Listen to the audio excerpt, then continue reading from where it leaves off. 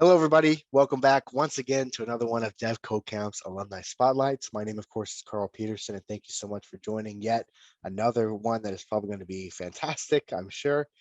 Just a very quick reminder, we are on multiple platforms and ways you can consume this. So, of course, we have the devCodeCamp blog where you can kind of read a rundown. We also have devCodeCamp, where the podcast, where you can search us on streaming platforms like Spotify if you want to listen.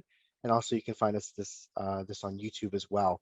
Just search devCodeCamp and you can find that video version of this. So thank you so much for joining us. And let's go ahead and get into this. Starting off with the very first question, very simple, it's a two-parter. What is your name and when did you attend devCodeCamp? My name is Megan Mandis, and I graduated in October 21. Awesome. Well, thank you so much for joining us, Megan. I'm really, really excited for this one. I've always seen you all over LinkedIn, and especially the job search process, where that kind of flew up your LinkedIn in a great way. So yeah, I definitely got to see that journey as well. So that was super cool. Glad you're here. So what do you do for work currently? I am a software engineering apprentice at IBM. That's fantastic. So what does a normal workday look like for you at IBM? So I have an amazing team. I have usually 2 hours in the morning with a mentor, and I have 4 of them. So they're amazing. So I have 4 mentors, and I'll have 2 hours usually every morning with one of them. Originally, it was just to kind of understand our product and the code that we have. And now we're actually starting to do some projects. So it's starting to get more exciting. And then I have, as part of an apprenticeship, I do some learning, and it's all on a website that they have a bunch of courses set to. So I'm learning tons of new languages. It's like bootcamp 2.0. And I do my own projects and self-paced learning. And then I'll have meetings or networking experiences on the campus every now and then. And then, stand-up meetings like we did in boot camp. So it's not too far off from boot camp 2.0 with a real product. That's great that you are in a learning environment as rich of history as IBM is, as close as tech. Yeah. So couldn't probably ask for anything better, really. It's really cool. Yeah. That's a jackpot lottery if you ask me. So let's fast forward, or excuse me, rewind a little bit. Before devCodeCamp, before IBM.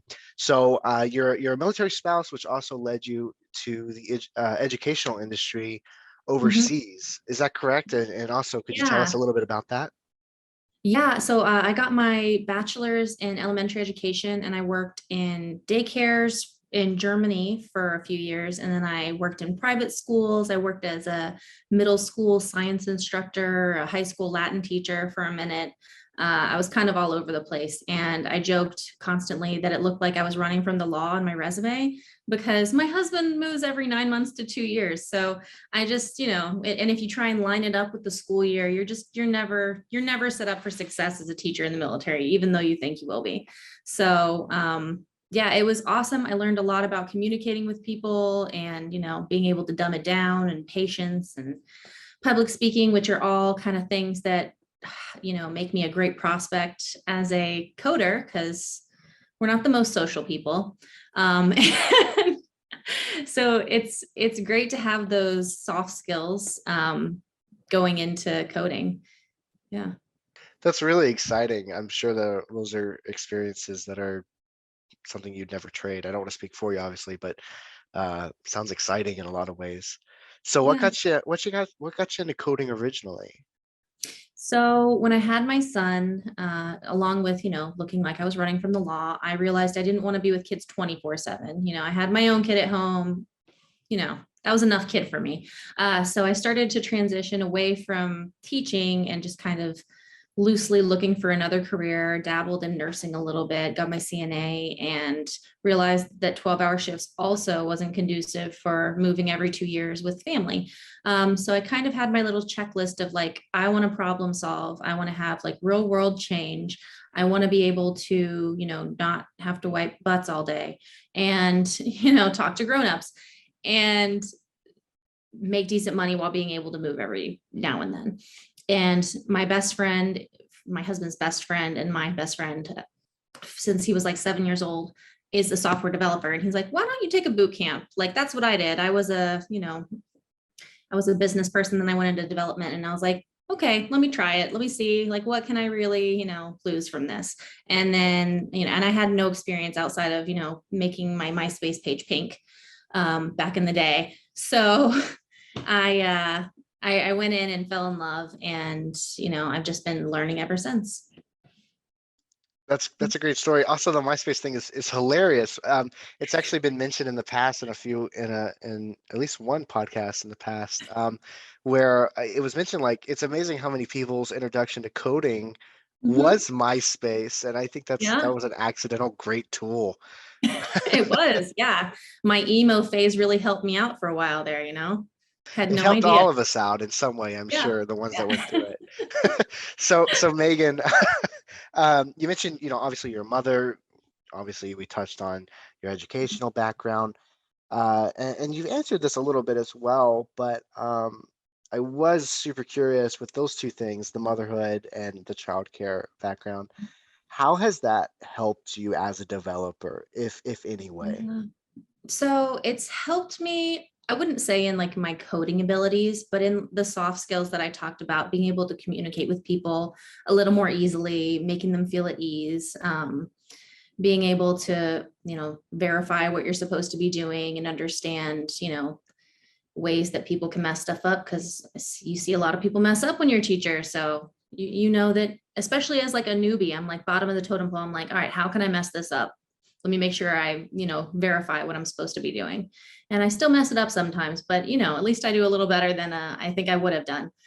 But yeah, just some soft skills, some social skills, and also being able to, I think being able to go through coding boot camp. And I broke my arm twice. I had 2 surgeries. My son was quarantined at home like countless times. And, I had a dog and a husband and other things in life that I had to do. And those questions of like, how are you going to balance being a mom and working for our company? Is to like, how can it possibly get harder than what just happened? Like, you have no concerns going forward with this with me, because I not only did this, but I succeeded at it. Like, I did well, and I'm going to do great for your company. And I feel like that has made people, like, just doing this as a mom has been able to like make people feel more at ease with hiring me.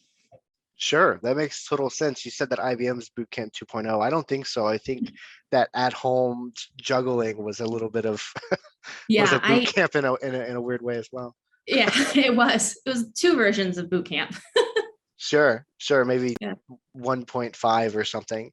Yeah. So you've mentioned in the past the best advice. I saw this on your LinkedIn. I scrolled back a little bit in preparation. Mhm. The best advice you've said that you've ever received was don't self-reject. Mhm. How important do you think that is, not only for you, but for any student going through something as intense and fast-paced as a coding boot camp is? Yeah. So going through it, I feel like there was no question in my mind about, could I do this? Because between JJ being just like one of the instructors, his name is JJ, and he is just a ray of sunshine. And he just makes you feel like you can do everything. And I feel like that environment of this boot camp and the people that were there really made the experience, the material palatable. It made you feel like you could do anything. So I feel like they were our cheerleaders, and I didn't feel like I was self-rejecting there. And you also have like opportunities to reach out. You have opportunities to redo stuff if life hits you real hard one week and you need to redo something. Like, you're good. But in terms of after graduation, I feel like it was everything. And Paul and Lauren did a great job of just like holding us accountable and be just, Lauren's the nicest person ever in career services, and Paul is like the meanest. And he has no, I thought he was military. He's not. He has no reason to be. And it is a perfect balance, because between the two of them, the don't self-reject mantra actually came from Paul. He's just like, why are you not applying to IBM? What are you doing? Like, you need to apply to this stuff. I don't care if you like it, do it. And I was like, yes, sir. Jeez. Okay. So, just having people there to really bully and rally you up, simultaneously is nice. And some of it sinks in. So yeah, I hold that true constantly. Thanks, Paul. That's my new mantra in life. So that actually came from Paul. It did. It came from Paul. Wow. Yeah. Yeah. That's fascinating. Yeah, he definitely, he calls it tough love. Yeah. And it definitely is a lot of tough love because both Paul and Lauren are fantastic, but they are the definition of yin and yang as far as where they're on the where they're at temperature wise. As yeah, but they're both great, and you lucked out getting JJ as well. He's fantastic too. Yeah. So if you could, with all of that packaged up, Mhm. plus everything else, if you could give me one word to describe your experience at devCodeCamp, what would that one word be?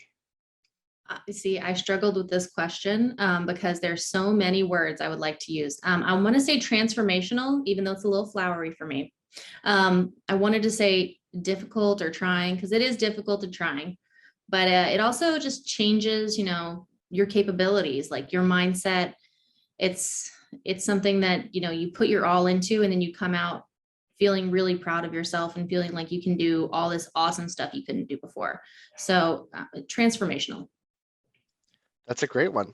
Yeah, Yeah. that's a good one. I would probably rank that as one of the ones that would probably Yeah. be said often Oh, if good. asked everybody.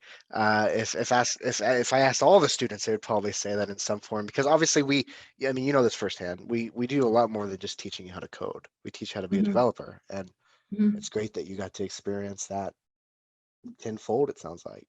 Yeah. So Yeah. It's awesome. yeah. So what is your favorite part of being a developer overall? Um, this is going to completely contradict my we're not social people statement earlier, but it's getting to interact with people who know so much more than me and solving hard problems with them. So far, I'm bottom of the totem pole at the, and I'm brand new, I'm learning, and just being able to learn all this cool stuff and see like really hard problems solved and being a part of that is awesome. Sure. Yeah. Yeah. I I mentioned at the start of this that it's really probably a joy to be around those types of people every day. So Yeah. that's really exciting. Mhm. What what do you do you think that overall Dev Code Camp sets you up for they laid the we laid the groundwork for not only like where you're at now, but long term, right? Because you obviously didn't go through the boot camp just to be a developer at IBM for a few months or a year or a Yeah. few. The long-term success, do you think that we did a good job laying that groundwork for you? Yeah, I do. So I really like the full stackness of it. So there are obviously, you can't teach every language. It's literally impossible to do. So, so, you cover, I think, the basics of what's really happening right now. And it makes it easy to go to other languages and be like, oh, okay, I understood this one. This one is like this one. So I can go to a back end or front end. I can, a lot of older groups aren't using Git, so you get to educate them in that. And it's really helpful. And we use Agile. I haven't met a single company that doesn't use Agile. So just having that experience in Agile, having the experience in APIs and front end and databases is really nice. Even though you're not going to know everything, a little bit about a lot of stuff. So that's really helpful. A little bit about a lot of stuff can get you very far. It can, yeah. Yeah. So that's really great. Megan, believe it or not, this is already the very last question. I tell this to everybody before starting that this fly by, and it does every single time. I don't know about Mhm. you, but it did for me. It feels like we've been talking for 2 minutes, which Yeah, is great. Thank you so yeah. much again for coming and sharing your knowledge and your success Mhm. story. So I end every one of these with the exact same question. Mhm. And I'm going to ask you obviously as well. And it's if someone was listening or reading or whatever, watching this right here, right now, really thinking about becoming a Dev Code Camp student and pursuing code and a career long term through Dev Code Camp, Mhm. what would you say to them?